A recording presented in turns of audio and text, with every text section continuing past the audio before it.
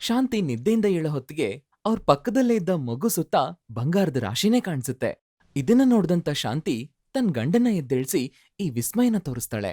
ಇಷ್ಟಕ್ಕೂ ಇದಕ್ಕೂ ಮುಂಚೆ ಏನ್ ನಡೆದಿತ್ತು ಅಂತ ಈಗ ನಾವ್ ತಿಳ್ಕೊಳ್ಳೋಣ. ಅದು ಚಂದ್ರಗಿರಿ ಅನ್ನೋ ಒಂದು ಊರು. ಆ ಊರಲ್ಲಿ ಶೇಖರ್ ಹಾಗೇನೆ ಅವನ ಹೆಂಡತಿ ಶಾಂತಿ ವಾಸ ಮಾಡ್ತಾ ಇರ್ತಾರೆ. ಲೇ ಇವಳೆ, ನಾನು ಮೀನ್ ಹಿಡಿದಕ್ ಹೋಗ್ತಾ ಇದ್ದೀನಿ. ಮಧ್ಯಾಹ್ನದ ಊಟನ ಅಲ್ಗೆ ತಂದ್ಬಿಡು. ಸರಿರಿ. ಅಂದಾಗೆ ನೆನ್ನೆ ಸೇಟು ಬಂದಿದ್ದ ನಾವ್ ತಗೊಂಡಿದ್ ದುಡ್ನ ವಾಪಸ್ ಕೇಳೋಕೆ. ದುಡ್ಡ್ ಬೇಗ ಕೊಡ್ಬೇಕಂತೆ. ನಮ್ಮ ಹತ್ರ ದುಡ್ಡಿದ್ದಿದ್ರೆ ನಾವ್ಯಾಕ್ ಕೊಡ್ತಿರ್ಲಿಲ್ಲ ಹೇಳು? ಬಂದ್ಮೇಲ್ ಕೊಡ್ತೀವಿ ಅಂತ ಹೇಳು. ನಾನು ಅದನ್ನೇ ಹೇಳಿದ್ದವ್ರಿಗೆ, ಆದ್ರೆ ಅವ್ರು ಒಪ್ಕೋತಾನೇ ಇಲ್ಲ. ಒಪ್ಕೊಂಡ್ರು ಸರಿನೇ, ಇಲ್ಲ ಅಂದ್ರೂ ಸರಿನೇ. ನಮ್ ಹತ್ರ ದುಡ್ಡಿಲ್ಲ, ನಾವೇನು ಮಾಡಕ್ಕಾಗಲ್ಲ. ಇತ್ತೀಚ್ಗೆ ಮೀನ್ಗಳು ಸರಿಯಾಗಿ ಸಿಗ್ತಾನೇ ಇಲ್ಲ. ಎಲ್ಲಿಂದ ದುಡ್ಡು ತರೋದ್ ಹೇಳು? ಅಯ್ಯೋ, ಹೇಗಾರು ಮಾಡಿ ಹೊಂದಿಸ್ರಿ, ಇಲ್ಲಾಂದ್ರೆ ಮನೆ ಮರ್ಯಾದೆ ಎಲ್ಲ ಹೊರ್ಟೋಗುತ್ತೆ. ತನ್ ಹೆಂಡತಿ ಮಾತನ್ನ ಕೇಳಿಸ್ಕೊಂಡು ಶೇಖರ್ ಮೀನ್ ಹಿಡಿಯೋದಕ್ಕೆ ಅಂತ ನದಿಗ್ ಹೋಗ್ತಾನೆ. ಅಲ್ಲಿ ಮೀನ್ ಹಿಡಿಬೇಕು ಅಂತ ಬಲೆ ಬೀಸ್ತಾನೆ. ಶೇಖರ್ ಎಷ್ಟೇ ಪ್ರಯತ್ನ ಪಟ್ರೂ ಮೀನ್ ಸಿಗ್ತಾ ಇರಲ್ಲ. ಅವನ್ಗೆ ತುಂಬಾ ಬೇಜಾರಾಗುತ್ತೆ. ದೇವ್ರೆ, ನೀನೇ ನನಗ್ ದಾರಿ ತೋರ್ಸಪ್ಪ. ನನ್ನನ್ ರಕ್ಷಣೆ ಮಾಡೋಕೆ ನಿನ್ ಬಿಟ್ರೆ ಬೇರೆ ಯಾರಿದಾರ್ ಹೇಳು? ನಿನ್ ಮೇಲ್ ಭಾರ ಹಾಕಿ ಈ ಬಲೆ ಬೀಸ್ತಾ ಇದೀನಿ ಅಂತ ಹೇಳಿ ಅವನು ಬಲೆ ಬೀಸ್ತಾನೆ. ಬಲೆ ತುಂಬಾ ಹಗುರಾಗಿರುತ್ತೆ. ಆಗ ಭಯ ಪಟ್ಕೊಳ್ತಾನೆ. ಸ್ವಲ್ಪ ಹೊತ್ತಾದ್ಮೇಲೆ ಆ ಬಲೆ ತುಂಬಾ ಭಾರ ಆಗ್ಬಿಡುತ್ತೆ. ಜೋರಾಗಿಳಿತಾನೆ. ಯಾವ್ದೋ ಕಲ್ ಸಿಕ್ಕಾಕೊಂಡಿರ್ಬೇಕು ಅಂತ ಅನ್ಕೊಳ್ತಾನೆ. ಆದ್ರೆ ಸ್ವಲ್ಪ ಹೊತ್ತಿಗೆ ನೋಡ್ತಾ ಇದ್ದ ಹಾಗೆ ಬಲೆಯಲ್ಲಿ ದೊಡ್ಡ ಮೀನ್ ಸಿಕ್ಕಾಕೊಂಡ್ಬಿಟ್ಟಿರುತ್ತೆ. ಶೇಖರ್ ಕಣ್ಗಳು ನಕ್ಷತ್ರ ತರ ಪಳಪಳ ಅಂತ ಹೊಳಿತಾ ಇರುತ್ತೆ. ಆಗ ಅಲ್ಲಿಗೆ ಶೇಖರ್ ಹೆಂಡ್ತಿ ಶಾಂತಿ ಊಟ ತಗೊಂಡ್ ಬರ್ತಾಳೆ. ಶೇಖರ್ ಹೆಂಡ್ತಿನ ನೋಡ್ತಾನೆ. ನೋಡೆ ಇಲ್ಲಿ, ನಡಿ ನಡಿ ಹೋಗೋಣ. ಗಂಡನ್ ಮಾತ್ ಕೇಳಿಸ್ಕೊಂಡ ಶಾಂತಿ ಬೇಗ ಓಡ್ತಾ ಓಡ್ತಾ ಗಂಡನ್ ಹತ್ರಕ್ ಬರ್ತಾಳೆ.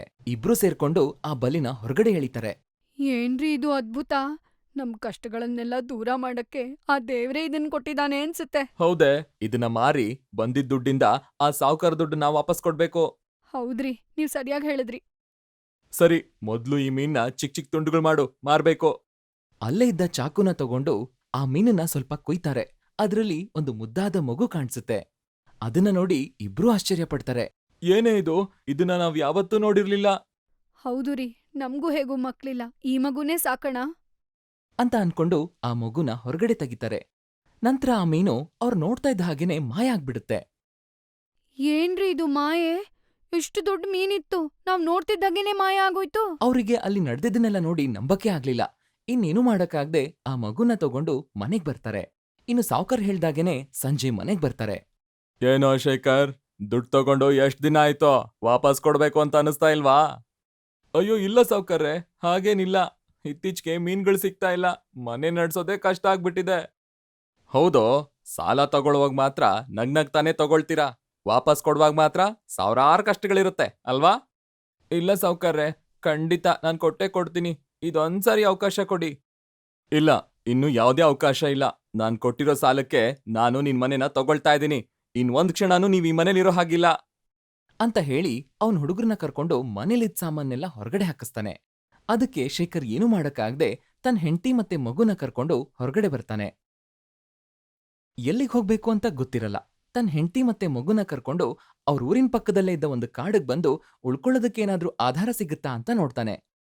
ತುಂಬಾ ಹೊತ್ತಾಗಿದ್ರಿಂದ ಅಲ್ಲೇ ಇದ್ದ ಒಂದು ಮರದ ಕೆಳಗ್ ಮಲಗ್ತಾರೆ. ಅವರು ತುಂಬಾ ಸುಸ್ತಾಗಿರ್ತಾರೆ. 3 ಜನ ಗಾಢವಾದ ನಿದ್ರೆಗ್ ಜಾರ್ತಾರೆ. ಮಗುಗೆ ಹಸಿವಾಗಿದ್ರಿಂದ ಅಳ್ತಾ ನಿದ್ದೆಯಿಂದ ಎದ್ದೇಳುತ್ತೆ.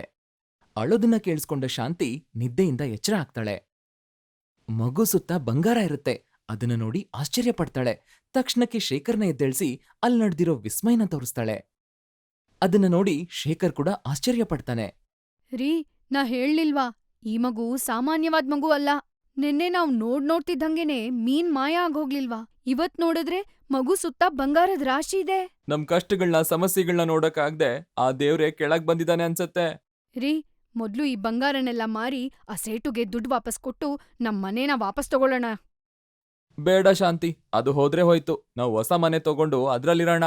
ಈಗ ನಾವೇನಾದ್ರೂ ಈ ದುಡ್ಡನ್ನ ತಗೊಂಡು ಸಾವ್ಕಾರ ಕೊಟ್ರೆ ಇಷ್ಟೊಂದ್ ದುಡ್ಡು ಎಲ್ಲಿಂದ ಬಂತು ಅಂತ ಕೇಳ್ತಾರೆ. ನೀವ್ ಹೇಳ್ತಾ ಇರೋದು ಸರಿಯಾಗಿದೆ. ಇನ್ನು ಇಬ್ರು ಅನ್ಕೊಂಡ ಹಾಗೇನೆ ಅಲ್ಲಿಂದ ಪಕ್ಕದೂರಿಗೆ ಹೋಗ್ತಾರೆ.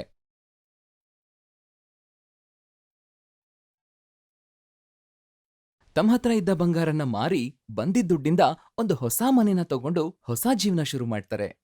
ಮತ್ತೆ ಆವತ್ತು ಕೂಡ 3 ಜನ ಸೇರ್ಕೊಂಡು ನಿದ್ದೆ ಮಾಡ್ತಾರೆ. ಮಾರನೇ ದಿನಾನೂ ನಿದ್ದೆಯಿಂದ ಎದ್ದು ನೋಡೋ ಹೊತ್ತಿಗೆ ಆ ಮಗು ಸುತ್ತ ಬಂಗಾರದ ರಾಶಿ ಕಾಣಿಸುತ್ತೆ.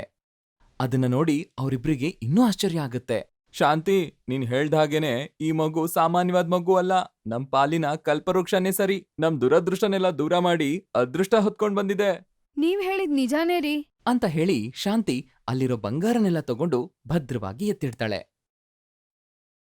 ನಂತರ ಶೇಖರ್ ಆ ಎಲ್ಲಾ ಬಂಗಾರನ ತಗೊಂಡ್ ಹೋಗಿ ಮಾರಿ ದುಡ್ಡು ತಗೊಂಡ್ ಬರ್ತಾನೆ.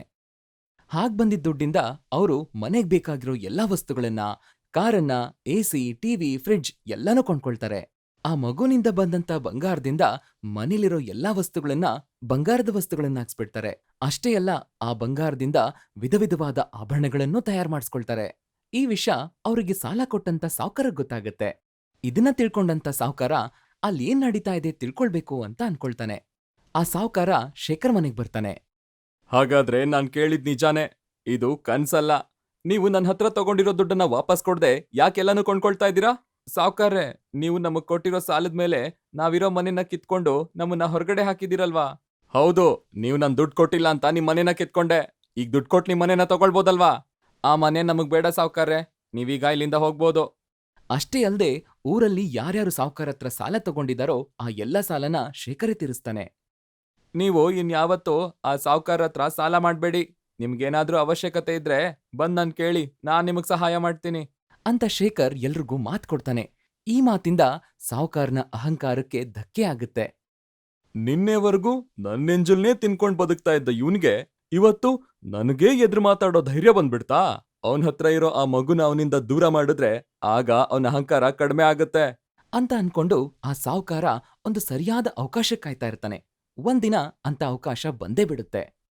ಶಾಂತಿ ಮತ್ತೆ ಶೇಖರ್ ತಮ್ಮ ಮಗುನ ಕರ್ಕೊಂಡು ಪಕ್ಕದೂರಲ್ಲಿರೋ ಒಂದು ಮದ್ವೆಗ್ ಹೋಗ್ಬೇಕು ಅಂತ ಹೋಗ್ತಾ ಇರ್ತಾರೆ. ಆ ಊರಿಗೆ ಹೋಗ್ಬೇಕು ಅಂದ್ರೆ ನದಿ ದಾಟಿನೇ ಹೋಗ್ಬೇಕು. ಅದಕ್ಕೆ ಎಲ್ರೂ ಒಂದು ಹಡಗನ್ನ ಹತ್ಕೊಳ್ತಾರೆ. ಇದನ್ನೇ ಅವಕಾಶವಾಗಿ ಬಳಸ್ಕೊಂಡ ಸಾವ್ಕಾರ ಆ ಹಡಗು ನದಿಲಿ ಮುಳುಗೋ ಹಾಗೆ ಮಾಡ್ತಾನೆ.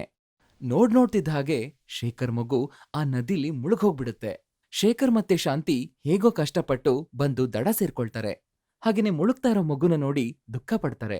ಅವ್ರು ನೋಡ್ತಾ ಇದ್ದ ಹಾಗೇನೆ ನದಿಯಿಂದ ಜಲದೇವತೆ ಪ್ರತ್ಯಕ್ಷ ಆಗ್ತಾಳೆ. ನೀವೇನೂ ಭಯ ಪಡಬೇಡಿ.